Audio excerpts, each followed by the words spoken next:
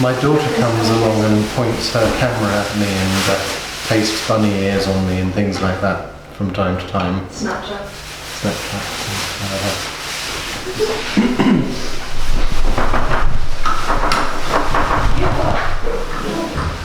It's good though. There was once when I think the first day you were here, I didn't realise anyone was filming. And I came in and I panicked. So I was like, oh my god, I've ruined it. I deleted it though. Oh sweet.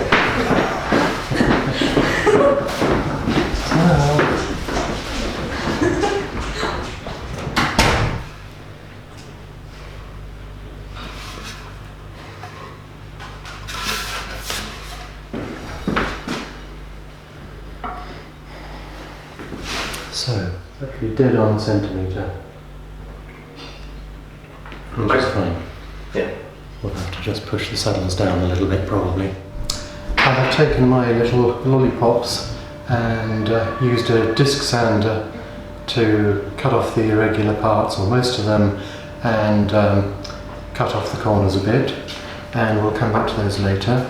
And the first action for the day on the guitar itself is we've stuck these on here and we're going to cut off the edges of the veneer where they protrude over the headstock.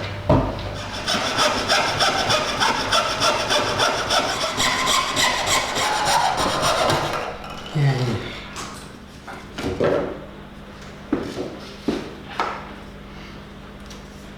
Done. We just file off the odd irregularity. Well, that goes straights up a little bit.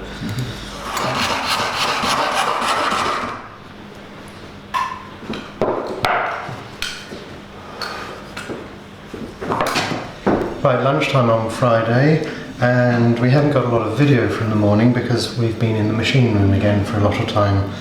What we've done recently, we cut the veneer on the headstock down to size, and then we made the template for the control cavity, as you saw just now, and we've just been routing out the control cavity. At the moment this is routed out to the bottom of the maple cap, and after lunch we're going to route it out a bit deeper to a depth of about 5mm of cap all round, and we're going to drill the holes for the controls and see how that looks.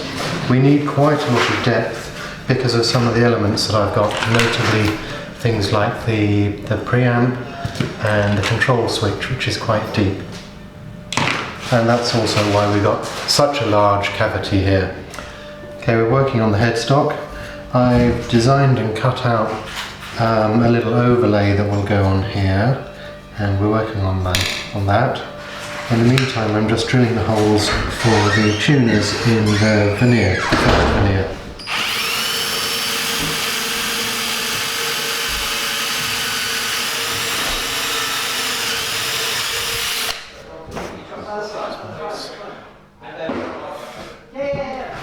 So the size of the cavity is drawn out on the body here, so I know what the available space is.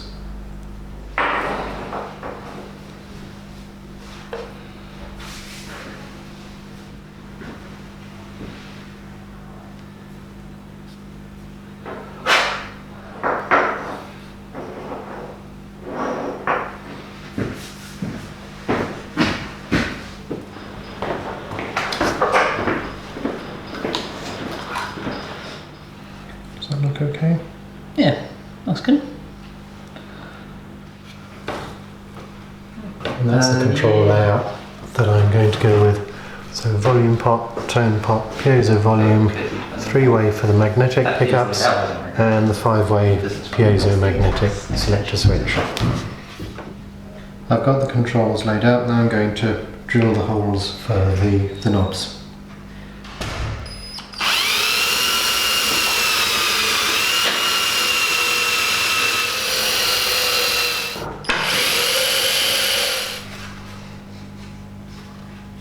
If you go on the handspeed, there is somewhere a template. Yeah. They have a template for drilling. Sort of temporarily. It's the one on that wrong side. Yeah, I don't care.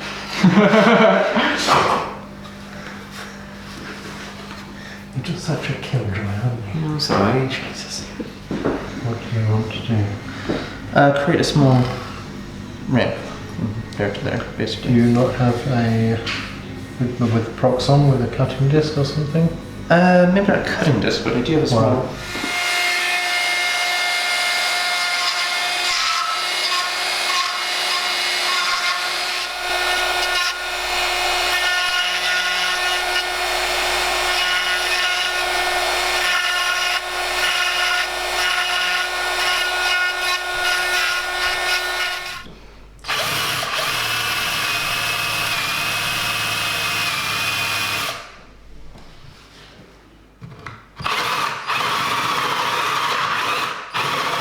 Dress beneath. looks like it won't do that long. Yeah, there you go.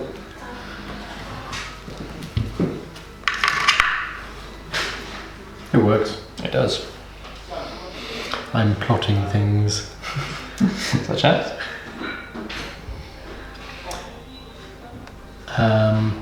Drilling it down to this width all the way and creating a ring of purple heart that gets slotted in there.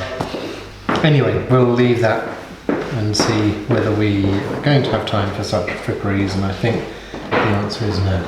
Fair enough. So we've missed out quite a few steps because most of it has consisted of going to the machine room and drilling holes in various places. Mainly, so we did the holes for the controls and for the selector switches. There, unfortunately, I wandered off a bit before I worked out a good method of actually making sure that these little holes got drilled in exactly the right place. So this slot will be a little bit larger than necessary. I'm getting sawdust inside the cavity at the top here, never mind. And the other holes have been here for the bridge. So these are the holes for the two bolts that will hold the bridge in place, and then these are for the strings to pass through the body. And we've got ferrules for both, which will be inserted in here.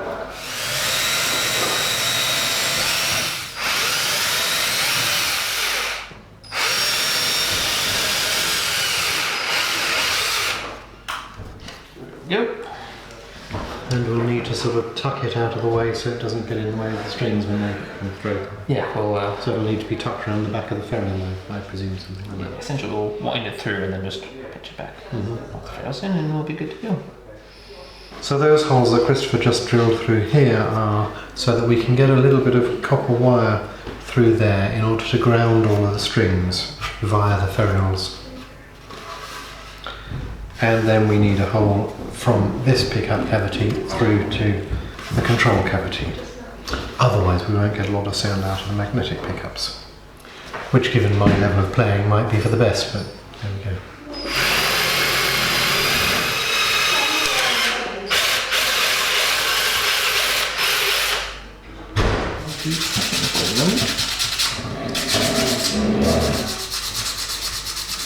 Yes, I was just entertaining myself.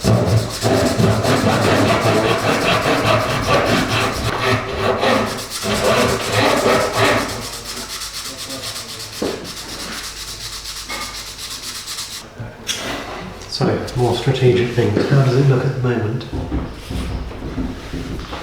Reasonably straight along this axis. This one is slightly scooped in here, which we'll need to take care of. On the fretboard, fairly gentle strokes. There. How's it going? Good. Just about to start fretwork. Purple. Purplicious. Haha, that's it. Oh, cool. That reminds me of Rick and Duck for some reason. Is it going to be glued on? Yeah. This will be glued onto a small bit cut out of there.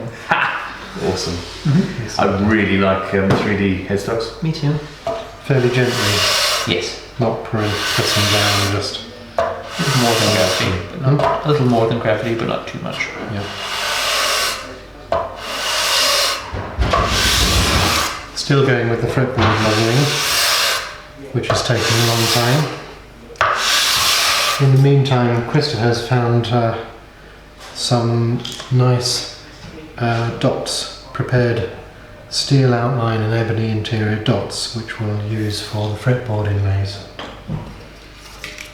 I'm nearly there, as I've just got a low spot here.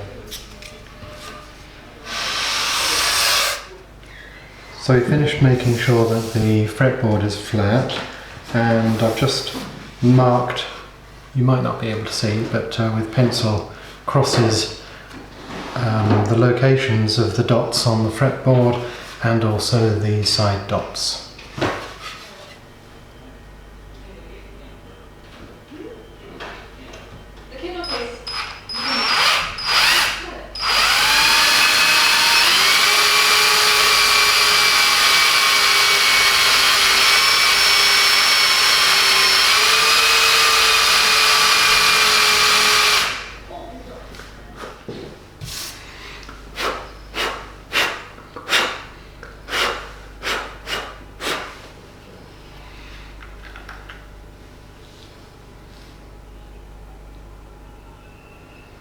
Okay.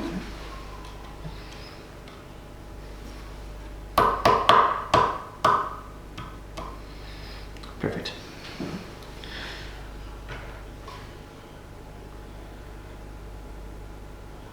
A little bit easier than trying to. That's really good. Yes.